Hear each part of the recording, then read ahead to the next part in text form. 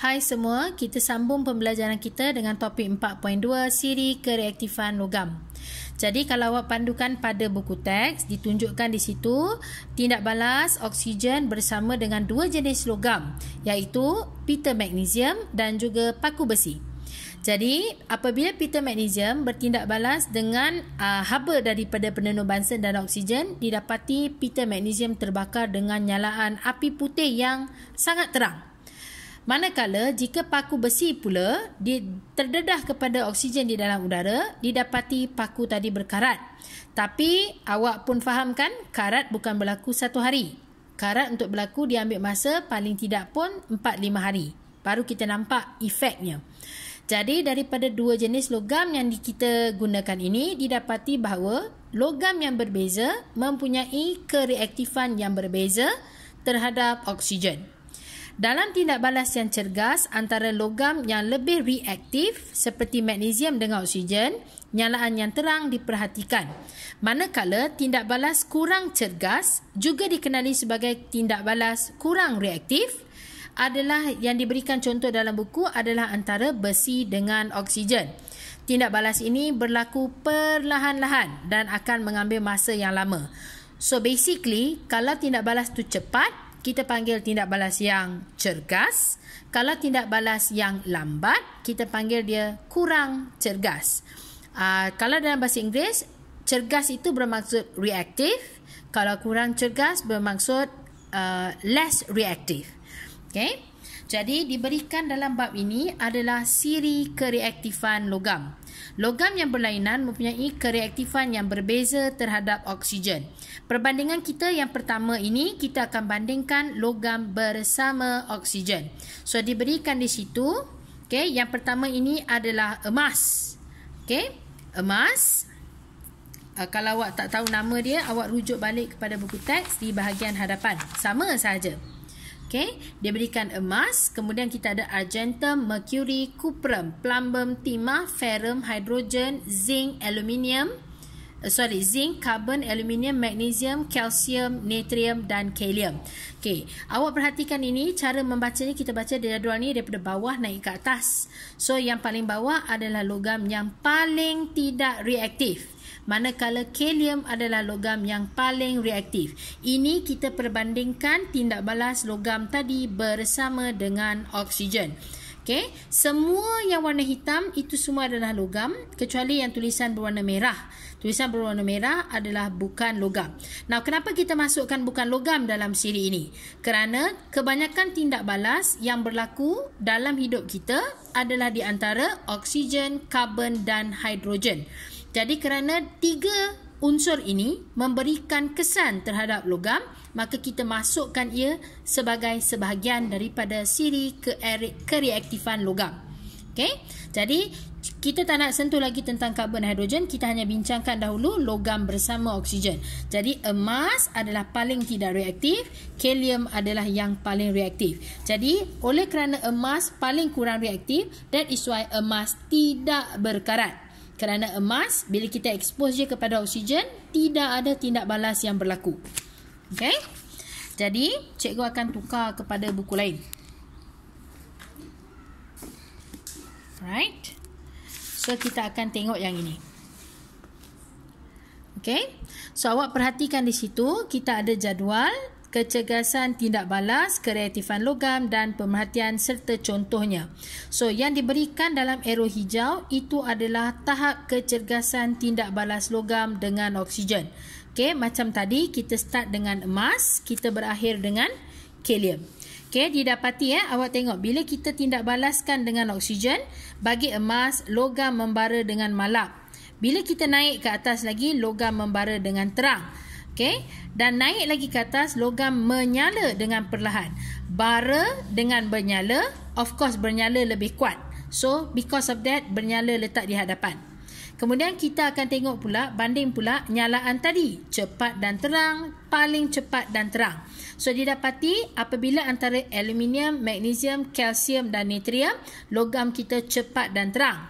Manakala kalium menyala paling cepat dan terang. So, this is how kita baca kita punya kereaktifan logam. Now, tindak balas persamaan perkataannya. Okay, very simple. Kalau plumbum kita tindak balaskan dengan oksigen, hasil yang terbentuk dinamakan plumbum oksida. Ferrum bertindak balas dengan oksigen akan membentuk ferrum oksida. Zinc bertindak balas dengan oksigen membentuk zinc oksida. Aluminium bertindak balas dengan oksigen membentuk aluminium oksida.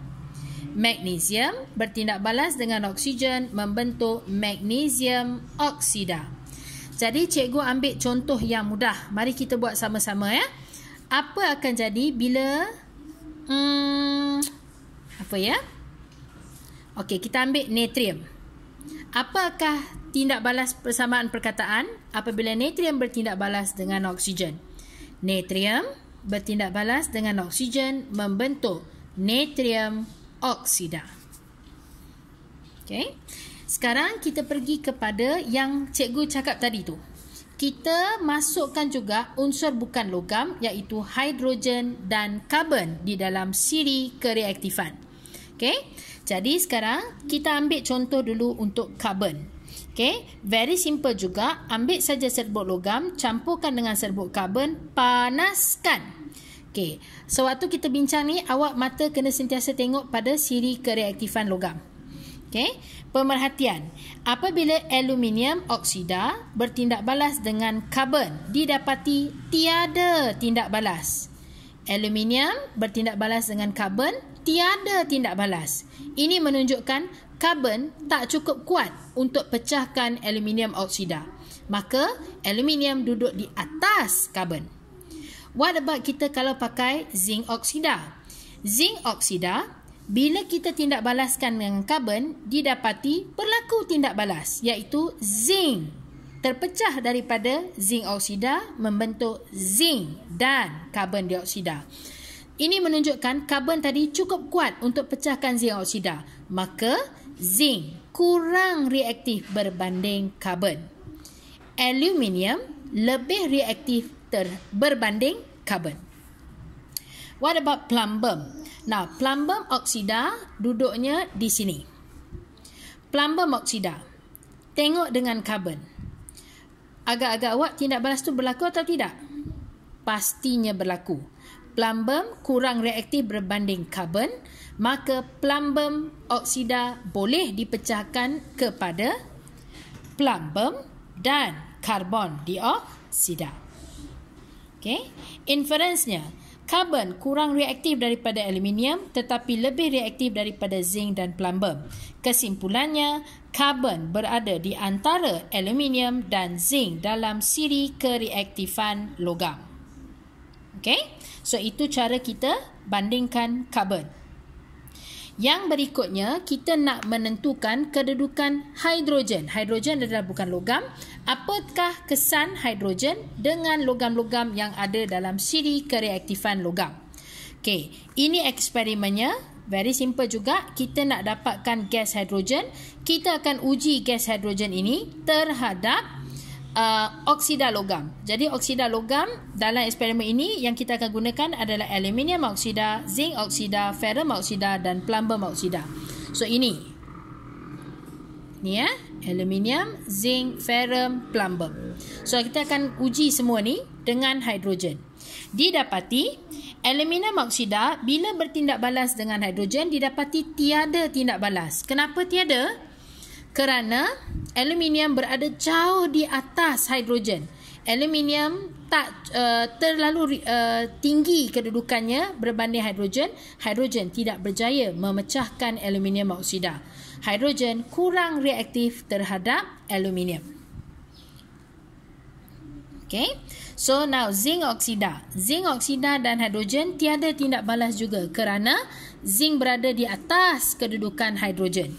Tetapi bila kita uji ferrum oksida dan plumbum oksida, didapati ferrum dan plumbum ada tindak balas. Bermaksud plumbum oksida boleh dipecahkan kepada plumbum dan karbon dioksida. Ini kerana plumbum kurang reaktif berbanding hidrogen, maka plumbum tadi boleh dipecahkan oleh hidrogen tadi. Okay. Hidrogen kurang reaktif daripada aluminium dan zinc tapi lebih reaktif daripada ferrum dan plumbum. Oleh itu, hidrogen berada di antara zinc dan ferrum dalam siri kereaktifan logam.